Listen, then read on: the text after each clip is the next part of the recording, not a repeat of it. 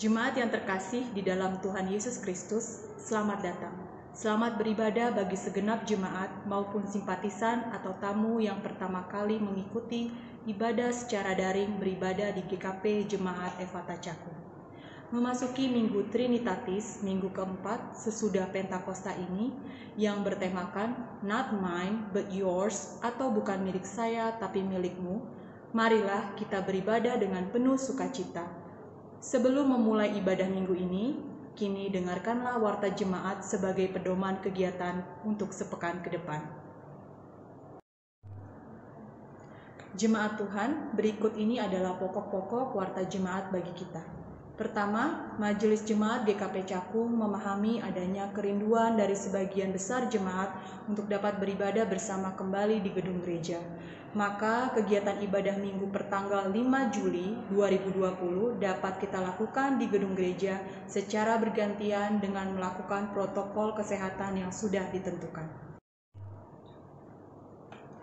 Kedua, untuk kegiatan di gedung gereja masih dibatasi protokol kesehatan, sehingga kebaktian kategorial tetap dilakukan di rumah dahulu dengan menyaksikan video khotbah yang jemaat dapat lihat di kanal media sosial GKP Efata Cakung, yaitu WhatsApp Group dan YouTube.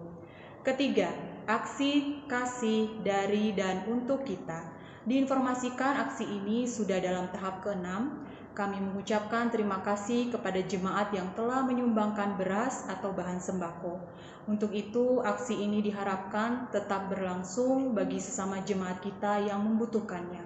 Mengingat dampak COVID-19 bukan saja mempengaruhi aspek sosial, melainkan aspek ekonomi. Untuk teknis pemberiannya, jemaat dapat membawanya ke gereja dan bagi jemaat yang membutuhkannya juga dapat mengambilnya langsung di gedung gereja atau menghubungi majelis jemaat. Mari saling tolong-menolong, berapapun jumlah yang Bapak Ibu berikan kiranya dapat membantu sesama jemaat kita yang membutuhkannya, karena kita adalah gereja. Keempat, majelis jemaat atas nama jemaat mengucapkan selamat ulang tahun kepada jemaat yang pekan ini bertambah usianya. Kiranya Tuhan Yesus memberkati. Demikian warta jemaat kami sampaikan. Tetap sehat, mari kita putus rantai penyebaran COVID-19 dengan tetap di rumah saja dan memakai masker jika bepergian, serta bersukacita bersama seluruh keluarga. Kini kami mengundang jemaat untuk berdiri dan bersama kita akan memulai kebaktian ini. Memuji nama Tuhan dari PKJ nomor 4, bait 1 dan 2. Angkatlah hatimu pada Tuhan.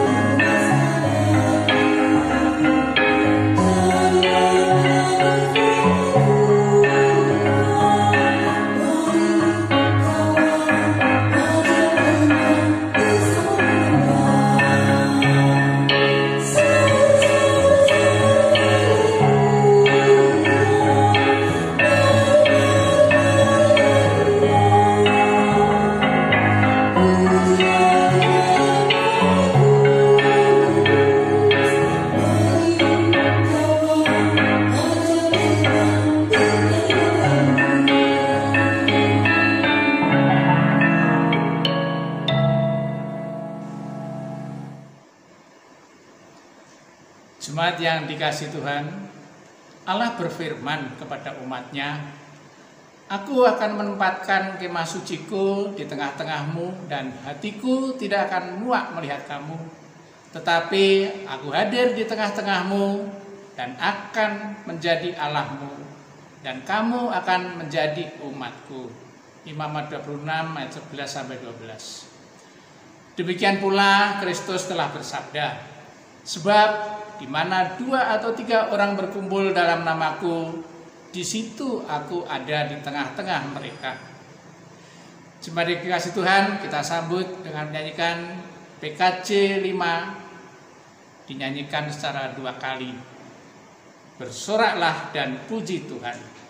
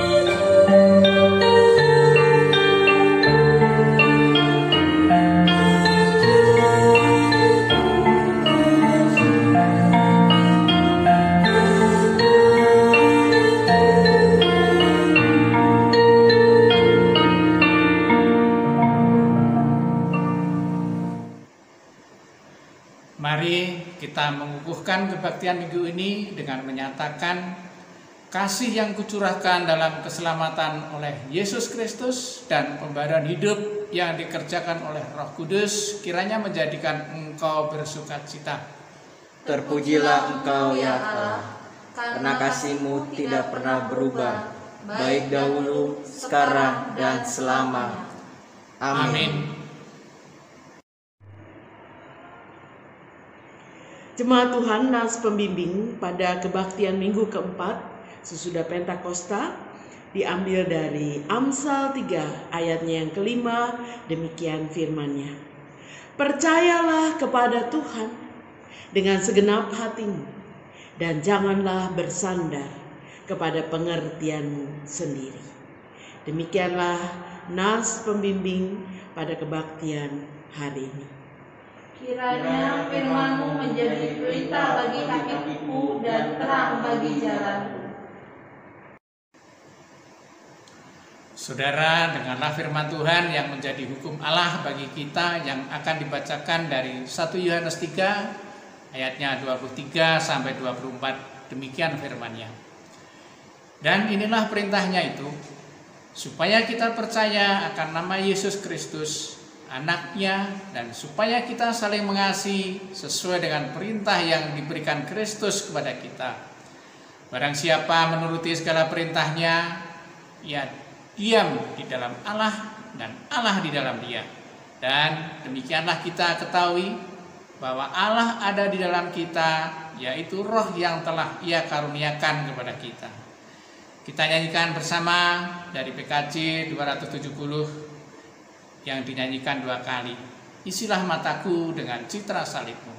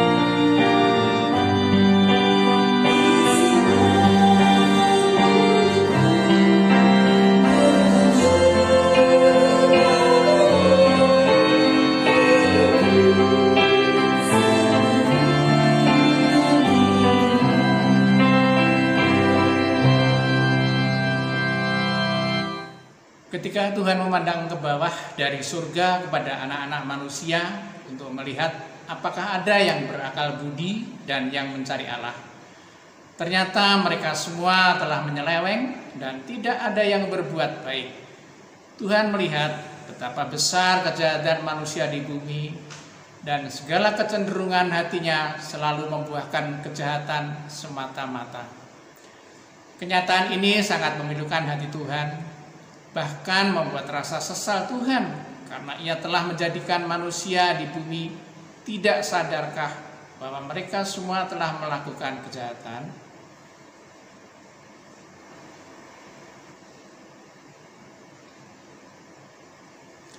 Allah berfirman, "Ada kalanya aku berkata tentang sesuatu bangsa dan tentang suatu kerajaan bahwa aku akan mencabut, merobohkan dan membinasakan. Tetapi apabila bangsa yang terhadap siapa aku telah berkata demikian telah bertobat dari kejahatannya, maka menyesalah aku bahwa aku hendak menjatuhkan malapetaka yang kurancangkan itu terhadap mereka." Yeremia 18 ayat yang ke-7 sampai 8. Karena itu sadarlah dan bertobatlah supaya dosamu dihapuskan. Tuhan akan mendatangkan kelegaan sehingga jiwamu jernih dan langkahmu ringan untuk mendekati Allah, sehingga engkau berpaut dan setia melakukan kehendak-Nya. Sidang jemaat, marilah kita mengaku dosa di hadirat Allah yang Maha Kuasa secara berbalasan. Terhadap engkau sajalah aku berdosa dan melakukan apa yang kau anggap jahat. Sesungguhnya dalam kesalahan aku diperanakan, dalam dosa aku dikandung ibuku.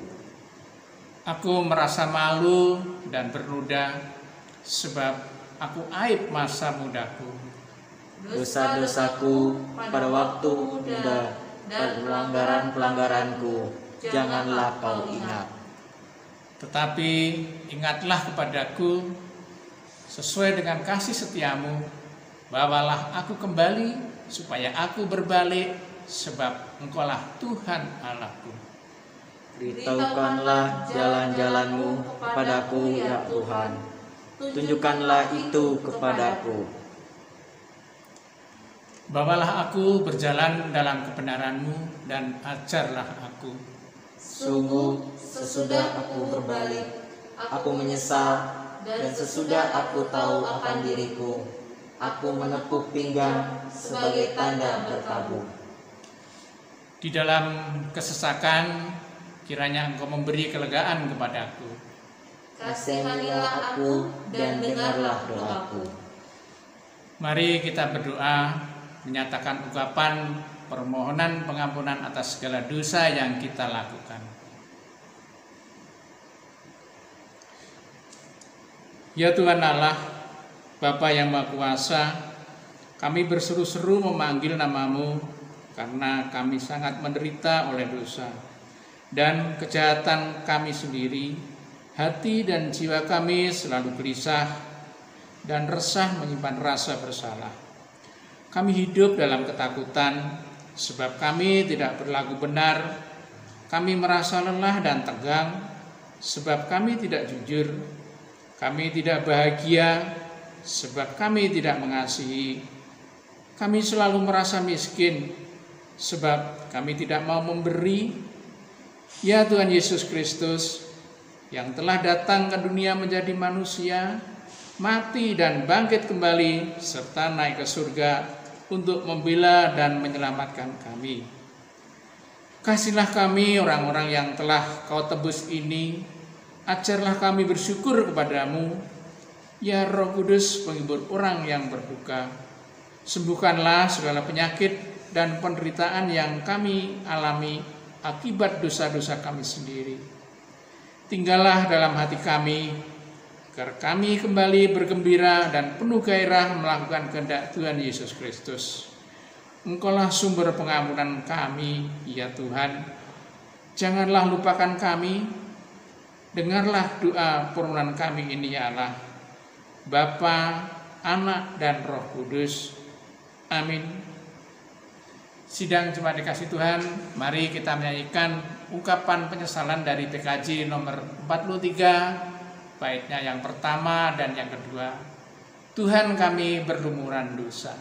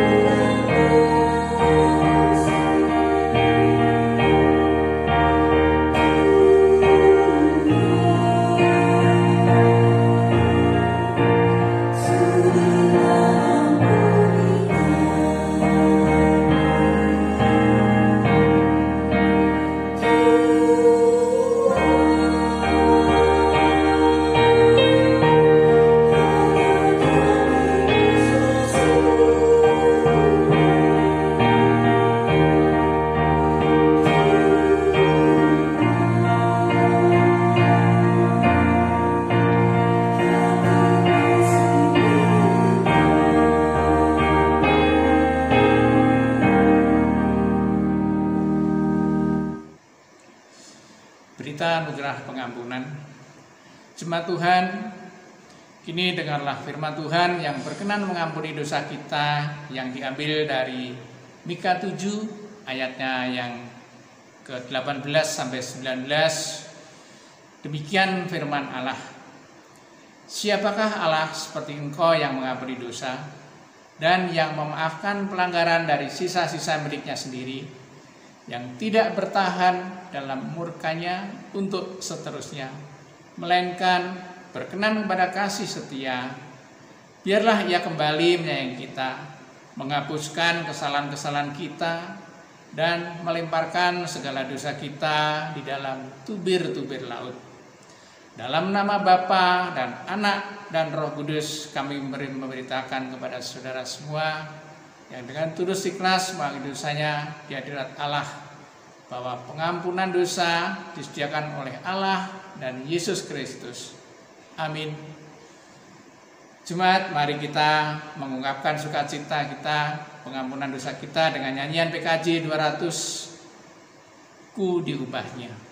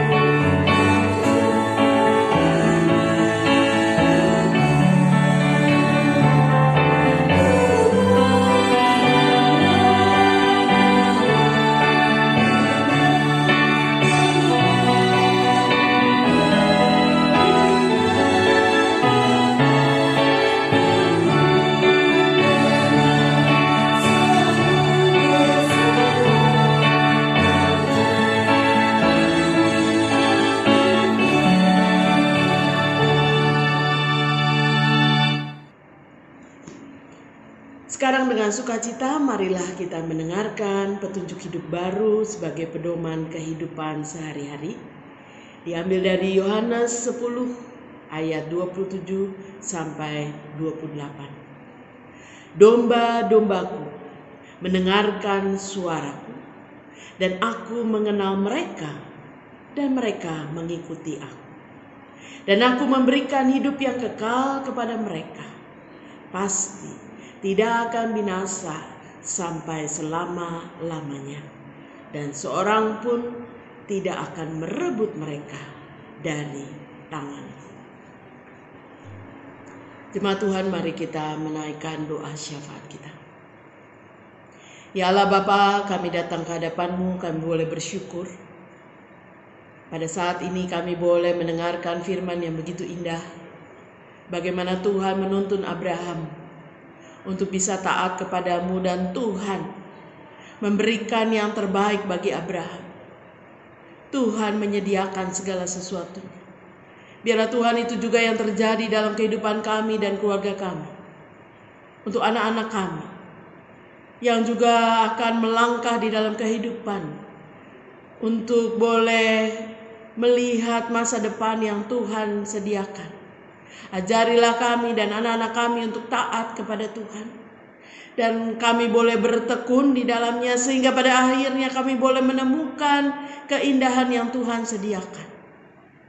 Ya Tuhan, kami berdoa untuk anak-anak kami yang mungkin sedang memilih untuk masuk ke perguruan tinggi, sedang memilih untuk menentukan cita-cita masa depannya. Biarlah ya Tuhan Kau campur tangan.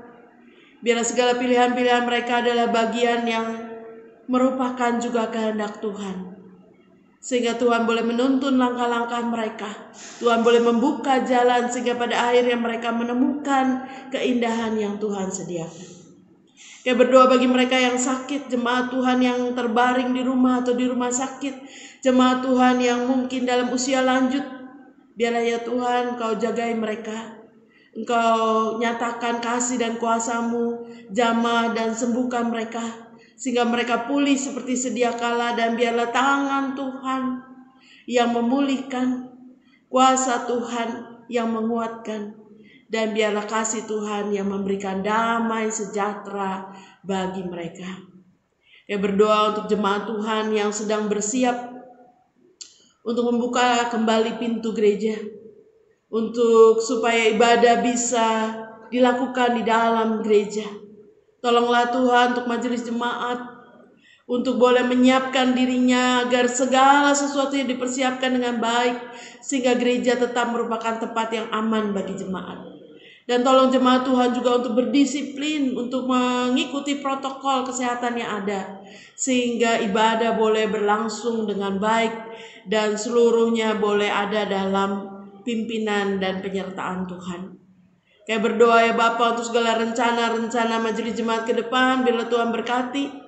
Tuhan juga berikan kepada setiap kami kerinduan untuk ambil bagian di dalam segala bentuk pelayanan dalam ibadah, dalam gereja Tuhan, agar kiranya kami semua boleh dipersatukan di dalam kasih Tuhan. Kami mau menyerahkan juga ya Tuhan bagi pemerintah dan bangsa kami di tengah pandemi COVID-19 yang belum berakhir, yang belum terlihat ujungnya.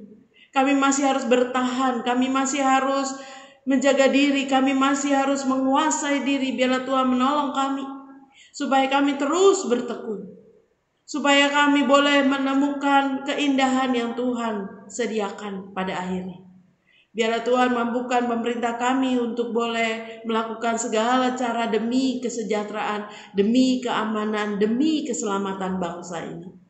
Dan ajarlah bangsa ini juga untuk berdisiplin, supaya bisa memutus rantai penyebaran virus. Kayak berdoa untuk para medis di rumah sakit, dokter, perawat, petugas-petugas, biarlah Tuhan mampukan mereka untuk boleh melayani dengan penuh kasih. Berikan hati yang penuh dengan belas kasihan, yang boleh membuat mereka melayani dengan sungguh-sungguh. Dan biarlah ya Tuhan berikan kesehatan yang berlipat kepada mereka, agar mereka boleh terus melakukan tugas-tugas mereka dengan baik. Untuk para korban, untuk orang-orang yang sedang karantina, biarlah Tuhan menolong agar mereka boleh sungguh-sungguh dipulihkan, disehatkan kembali, dan mereka boleh kembali beraktivitas. Biarlah Tuhan menolong mereka untuk berdisiplin, sehingga mereka boleh sungguh-sungguh memutus rantai penyebaran virus. Kami mau menyerahkan ya Tuhan diri kami, keluarga kami, jemaat kami, bangsa kami, hanya ke dalam tangan Tuhan yang sudah mengajar kami berdoa, yang akan kami nyanyikan doa Bapa kami.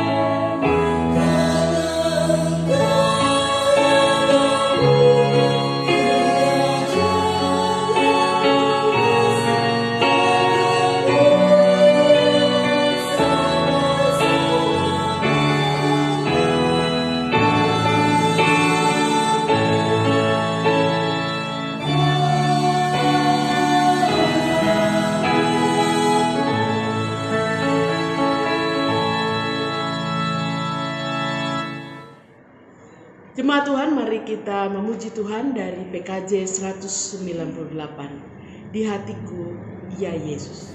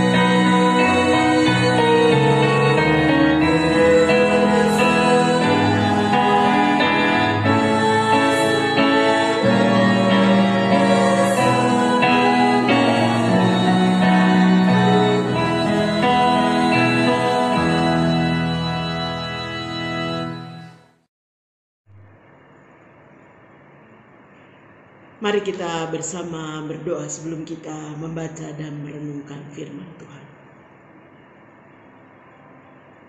Ya Allah Bapa kami bersyukur kami memiliki waktu yang indah, di mana kami boleh membiarkan Tuhan berbicara dan kami mendengar.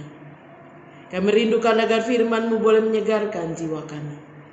Kami merindukan agar sungguh kami boleh dipenuhi oleh hikmat Tuhan, sehingga kami dapat berjalan di tengah kehidupan ini, diterangi oleh cahaya firman.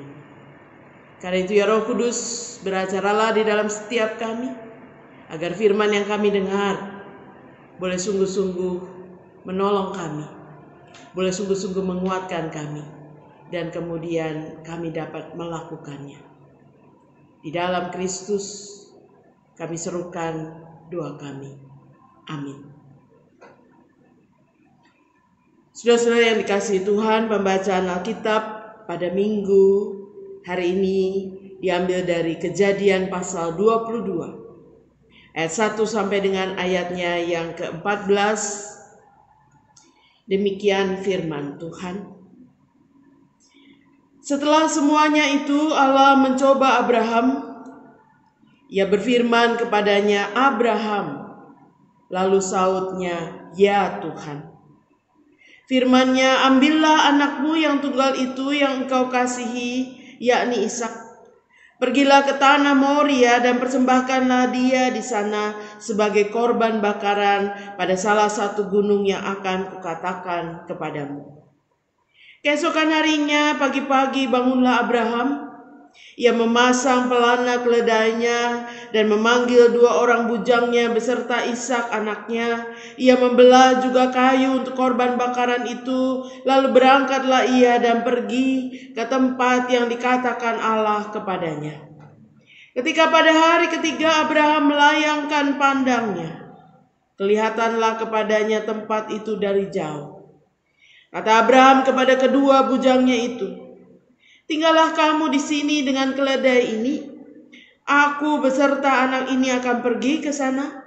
Kami akan sembahyang. Sesudah itu kami kembali kepadamu. Lalu Abraham mengambil kayu untuk korban bakaran itu dan memikulkannya ke atas bahu Ishak anaknya, sedang di tangannya dibawanya api dan pisau. Demikianlah keduanya berjalan bersama-sama. Lalu berkatalah Ishak kepada Abraham ayahnya, Bapa. Saut Abraham, ya anakku. Bertanyalah ia, di sini sudah ada api dan kayu, tetapi di manakah anak domba untuk korban bakaran itu? Saut Abraham, Allah yang akan menyediakan anak domba untuk korban bakaran baginya anakku. Demikianlah keduanya berjalan bersama-sama. Sampailah mereka ke tempat yang dikatakan Allah kepadanya. Lalu Abraham mendirikan mezbah di situ. Disusunnyalah kayu, diikatnya Ishak anaknya itu, dan diletakkannya di mezbah itu di atas kayu api. Sesudah itu Abraham mengulurkan tangannya, lalu mengambil pisau untuk menyembelih anaknya. Tetapi berserulah malaikat Tuhan dari langit kepadanya, "Abraham, Abraham," sautnya, "Ya Tuhan." Lalu ia berfirman, "Jangan bunuh anak itu, dan jangan kau apa-apakan dia. Sebab telah kuketahui sekarang bahwa engkau takut akan Allah, dan engkau tidak segan-segan untuk menyerahkan anakmu yang tunggal kepadaku." Lalu Abraham menoleh dan melihat seekor domba jantan di belakangnya yang tanduknya tersangkut dalam belukar. Abraham mengambil domba itu lalu mengorbankannya sebagai korban bakaran pengganti anaknya. Dan Abraham menamai tempat itu Tuhan menyediakan. Sebab itu sampai sekarang dikatakan orang, di atas gunung Tuhan akan disediakan. Demikianlah pembacaan firman Tuhan. Berbahagia setiap orang yang mendengar firman Tuhan dan memelihara serta melakukannya dalam kehidupannya. Haleluya.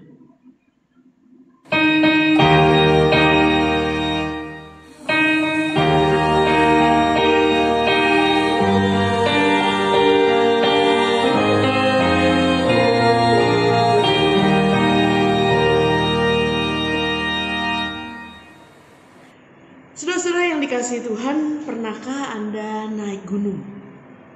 Waktu saya muda dulu, masih sedikit langsing begitu ya, saya sering sekali naik gunung. Saudara-saudara, kalau Anda pernah naik gunung pasti menyenangkan, karena Anda naik ke atas puncak dan nanti di puncak gunung Anda akan melihat pemandangan yang sangat indah. Tetapi permasalahannya ketika orang naik gunung, ketika baru naik dia sangat semangat. Karena dia ingin segera sampai ke puncaknya. Tapi persoalannya adalah belum tentu lancar naik ke puncak. Karena kalau Anda naik ke atas gunung biasanya pertama-tama semangat, tapi nanti di tengah jalan Anda merasa lelah, Anda merasa capek, pegal-pegal, nafas tersengal-sengal, dan kemudian bisa saja Anda memutuskan untuk berhenti. Saudara-saudara, ada 3 tipe orang di dalam berjuang. Daya juang orang berbeda-beda. Tipe yang pertama adalah tipe yang disebut quitters. Orang yang mudah sekali quit, berhenti. Yang kedua adalah tipe campers. Orang yang mungkin melakukan upaya-upaya tetapi tidak maksimal. Dan yang ketiga adalah tipe climbers. Orang yang mendaki dan kepuasannya adalah kalau sampai puncak. Saudara, orang tipe quitters adalah orang yang ketika mau naik gunung belum apa-apa sudah mengatakan, "Wah, repot, nanti capek, nanti jatuh, nanti pokoknya tidak menyenangkan. Udahlah saya nggak ikut aja. Saya sih berhenti aja." Nah, itulah tipe quitters. Repot sekali kalau berhadapan dengan orang dengan tipe quitters. Belum apa-apa, tidak mau melakukan sesuatu secara sungguh-sungguh. Ada tipe 2 adalah tipe campers. Dia berjalan, dia berusaha untuk naik ke atas puncak. Tapi biasanya di tengah perjalanan kemudian dia akan mengatakan, "Aduh, masih jauh puncaknya, udah capek. Di sini juga udah bagus, pemandangannya juga udah bisa dilihat. Udah kita sampai sini aja ya." Tipe campers adalah orang yang tidak sampai puncak, tidak sampai akhir. Tapi biasanya separuh perjalanan dia sudah merasa sudah cukup. Dan kemudian dia berhenti. berhenti membuat tenda atau membuat kemah, karena itu disebut campers. Lalu tipe yang ketiga adalah tipe climbers. Orang yang tipe climbers adalah orang yang berjuang sampai akhir. Kalau belum sampai puncak tidak berhenti. Orang yang akan terus berjalan sekalipun susah, sekalipun capek. Saudara-saudara, kalau saudara pergi ke puncak tertinggi Mount Everest, ada banyak orang yang mau naik ke sana. Tetapi yang sampai puncak mungkin cuma sekitar 20-25%. Karena perjalanan untuk sampai puncak, oksigennya semakin sedikit, tantangannya semakin besar, apalagi kalau ada salju, maka semakin sulit dan semakin sedikit orang yang sampai ke puncak. Tapi seorang tipe climbers, kepuasannya adalah kalau dia sudah sampai di puncak dan dia melihat keindahan alam semesta, itu akan memberikan kelegaan yang luar biasa. Saudara-saudara, tipe apa Anda? Apakah tipe quitters, tipe campers, atau tipe climbers? Saudara-saudara, firman Tuhan kita hari ini di dalam Kejadian 22 bicara tentang Abraham. Abraham yang disuruh Tuhan untuk pergi mempersembahkan anaknya Ishak sebagai korban bakaran yang harus dipersembahkan di atas Gunung Moria. Saudara-saudara, ini perintah yang tidak gampang. Bagaimana Ishak yang memiliki satu-satunya anak tunggal. Bagaimana Abraham yang memiliki cuma satu anak, yaitu Ishak, kemudian harus mempersembahkan sebagai korban bakaran kepada Tuhan. Saudara-saudara, kalau Abraham adalah tipe quitters, maka Abraham sudah mengatakan, ya Tuhan enggak deh, ini kan anak cuma satu-satunya, masa saya persembahkan sama Tuhan. Mungkin dia dari awal sudah mengatakan, menyerah Tuhan, saya tidak mau mempersembahkan anak satu-satunya. Berangkat jalan pun tidak, berhenti, selesai di sini. Tapi saudara-saudara, Abraham bukan tipe quitters yang mudah menyerah, yang mudah berhenti. Abraham adalah seorang yang berjuang untuk melakukan perintah Tuhan. Tapi apakah dia tipe campers? Kalau Abraham adalah tipe campers, maka Abraham berjalan, kemudian di tengah jalan, saudara-saudara, di tengah jalan ketika Abraham sudah berjalan berdua bersama dengan anaknya, Ishak memikul kayu bakaran dan Abraham membawa api dan pisau. Anak itu bertanya dalam ayatnya yang ke-7, Bapak, di sini sudah ada api dan kayu, tetapi di manakah anak domba untuk korban bakaran itu? Saudara-saudara, pertanyaan Ishak adalah pertanyaan yang penting.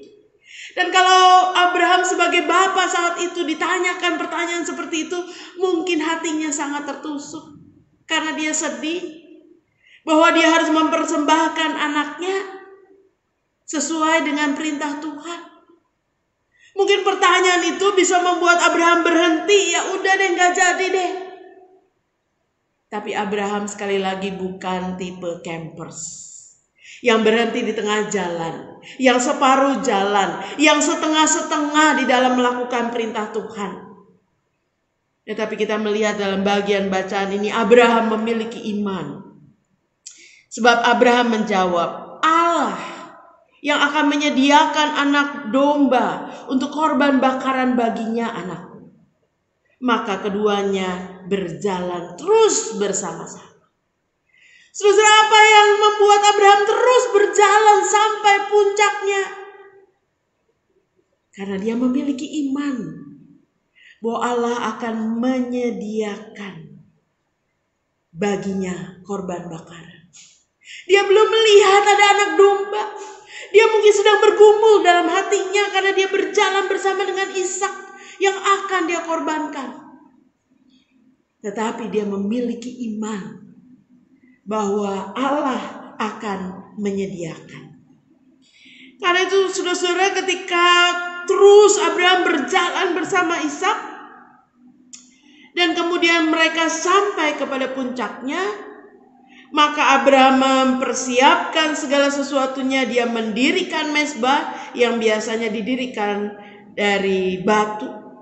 Dan kemudian disusunnya kayu, diikatkannya Ishak. Dan diletakkan di mezbah itu di atas kayu api. Saudara-saudara, Abraham melakukan persis seperti yang Tuhan perintahkan. Suatu hal yang tidak mudah dilakukan oleh seorang ayah kepada anaknya, anak tunggalnya. Tapi Abraham melakukan seperti yang Allah perintahkan. Dan ketika Abraham mau mengulurkan tangannya dan menghunuskan pisaunya, maka berserulah malaikat Tuhan dari langit kepadanya, "Abraham, Abraham." Dan ia menjawab, "Ya Tuhan."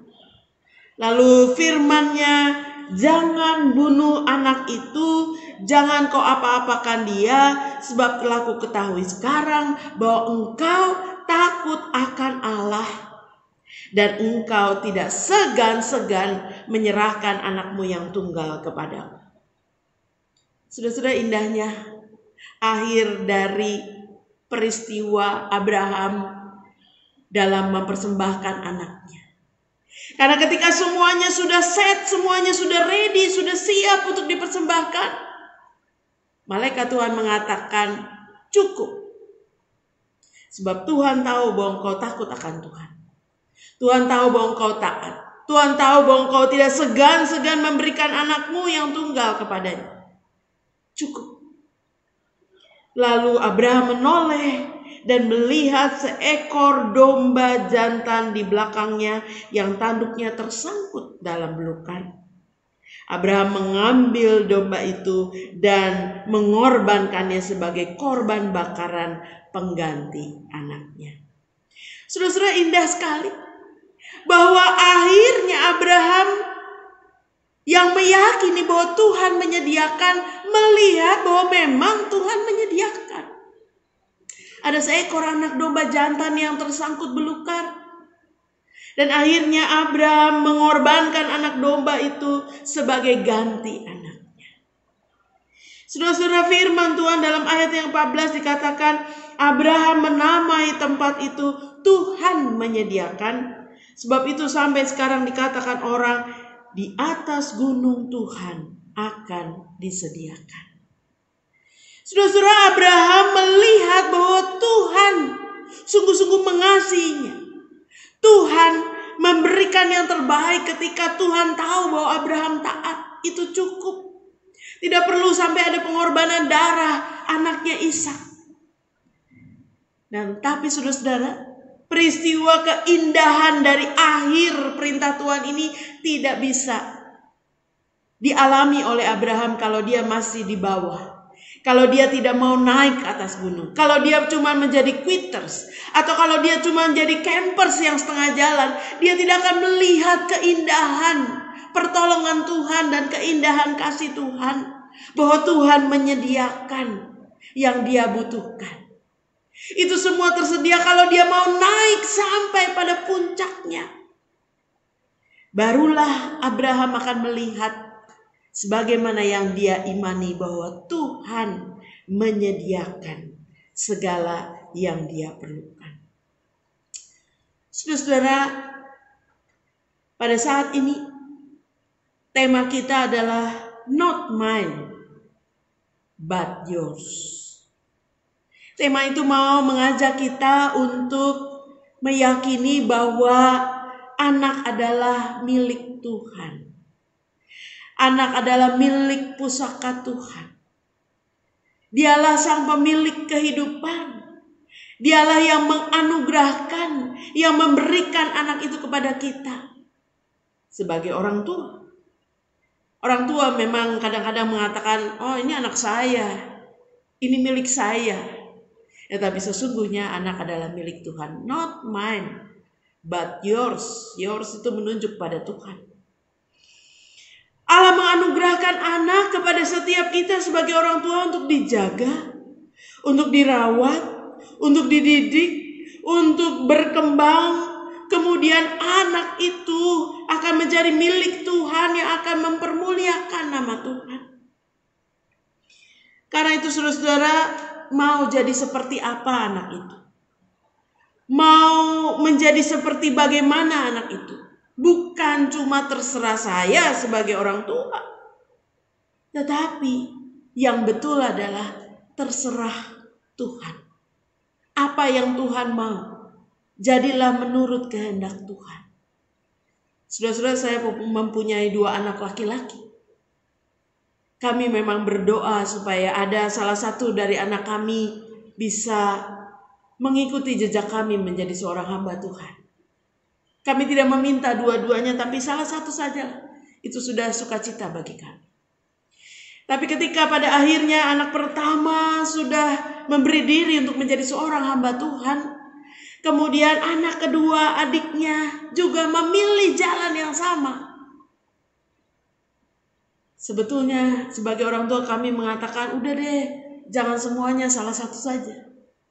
Tapi kalau itu Tuhan yang mau, kalau Tuhan menghadirkan kerinduan yang dalam hati anaknya, kami tidak bisa bilang apa-apa selain mendoakan. Dan biarlah segala yang Tuhan mau, itulah yang terjadi dalam kehidupan anak-anak kami. Karena itu saudara-saudara, sebagai orang tua kita harus menyerahkan anak-anak kita untuk mengikuti rancangan Tuhan dan bukan rancangan kita sendiri. Pada saat ini mungkin ada banyak orang yang sedang mempersiapkan anak-anaknya yang sudah lulus SMU, yang akan memilih jurusan di perguruan tinggi, entah di luar kota atau bahkan di luar negeri. Ada banyak orang tua yang saya dengar sangat khawatir, apalagi dalam rangka pandemi seperti saat ini. Takut kalau anaknya keluar kota, nanti jauh, nanti siapa yang nolongin kalau sakit, apalagi keluar negeri, wah lebih repot lagi. Dan ada banyak orang tua yang seringkali membatasi, yang seringkali tidak mengizinkan anaknya untuk mungkin menempuh cita-citanya. Saudara dan saya diingatkan, anak adalah milik Tuhan. Dan kalau saat ini anak-anak kita memilih pilihan-pilihannya sendiri, kita harus menyerahkannya kepada Tuhan. Kita membiarkan Tuhan campur tangan dan mendatangkan kebaikan dalam kehidupannya. Sebab semuanya ada dalam rencana Tuhan. Dan saya yakin rencana Tuhan adalah indah bagi anak-anak kita. Dan kalau kita punya kekhawatiran, kita punya kebimbangan, nanti bagaimana? Nanti ada biayanya cukup atau tidak? Firman Tuhan dalam Kejadian 22 mengisahkan kepada kita, di atas gunung Tuhan akan disediakan. Kalau kita mengikuti jalan Tuhan, mengikuti rencana Tuhan, taat kepada Tuhan, percayalah. Sama seperti Abraham yang percaya bahwa Tuhan akan menyediakan pada waktunya, pada saat yang tepat, Tuhan akan menyediakan segala yang kita butuhkan. Pas, pada waktunya ada biayanya, pas, pada waktunya ada orang yang mungkin berbaik hati memberikan koneksi-koneksi supaya anak kita bisa bekerja, supaya anak kita bisa dapat mungkin beasiswa dan sebagainya. Tuhan yang akan menyediakan. Karena itu saudara dan saya, mari kita belajar seperti Abraham yang meyakini bahwa anak yang Tuhan karuniakan kepada kita bukan milikku tapi milik Tuhan. Belajar untuk mempercayakan hidup kita dan belajar untuk mempercayakan hidup anak kita kepada Tuhan. Tidak usah berpikir panjang, tidak usah penuh dengan kekhawatiran, belajar berserah penuh dan taat mengikuti perintah Tuhan. Maka janji firman Tuhan, Tuhan akan menyediakan segala sesuatunya.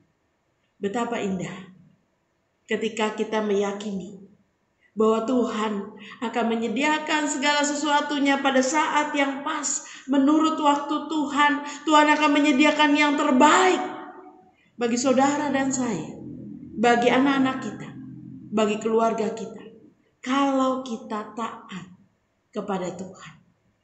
Biarlah jalan yang Anda tempuh, jalan yang anak Anda tempuh, sama seperti jalan yang ditempuh oleh Abraham. Taat untuk menemukan keindahan pertolongan Tuhan pada waktunya. Amin.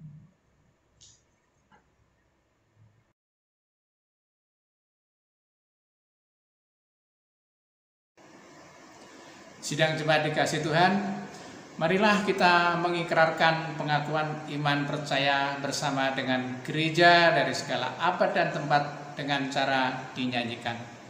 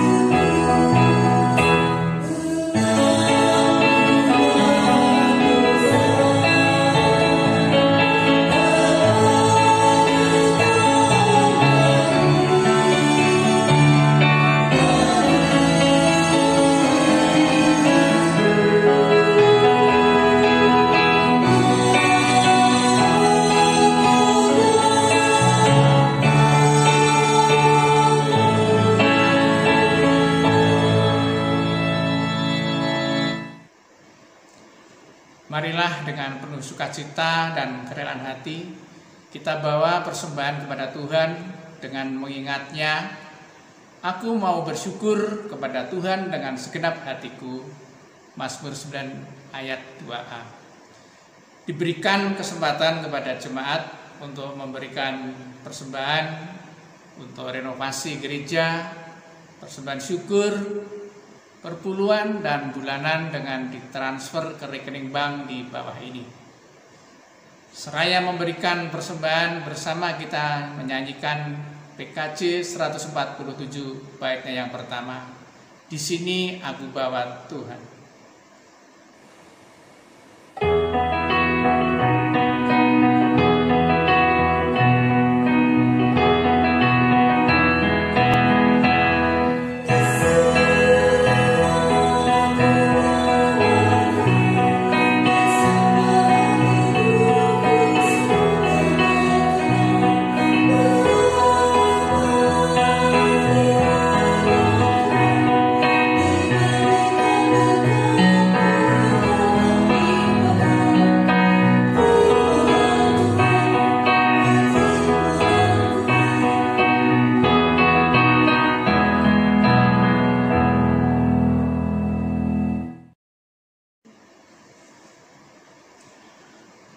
Mari kita bawa persembahan yang telah kita hibun bersama di dalam doa.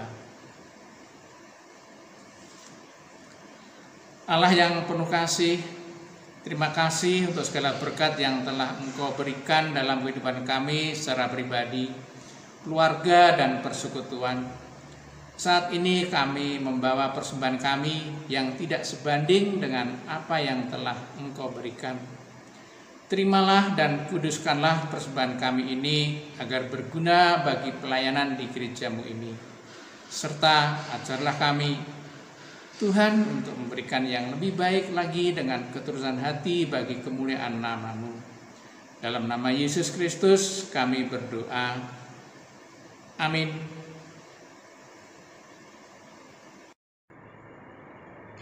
Jemaat Tuhan, carilah Tuhan, maka kamu akan hidup. Carilah yang baik dan jangan yang jahat, supaya kamu hidup. Tegakkanlah keadilan dan kebenaran dengan senantiasa berharap kepada Tuhan dan pertolongannya.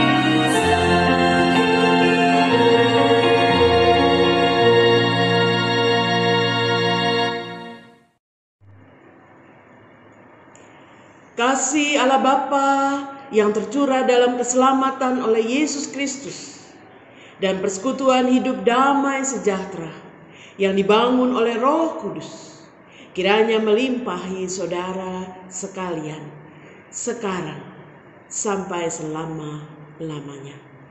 Haleluya. Amin.